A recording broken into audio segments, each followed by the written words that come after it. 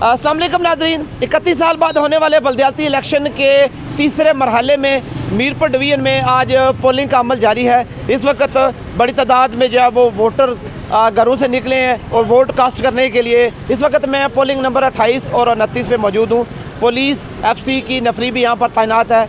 इस वक्त तक पुरअमन माहौल में पोलिंग हो रही है, टर्न आउट भी काफ़ी बेहतर है और अभी इंशाल्लाह अदालत न्यूज़ पे हम दिन भर आपको जो पोलिंग का अमल है वो मुकम्मल तौर पर इंशाल्लाह अपडेट करते रहेंगे। जी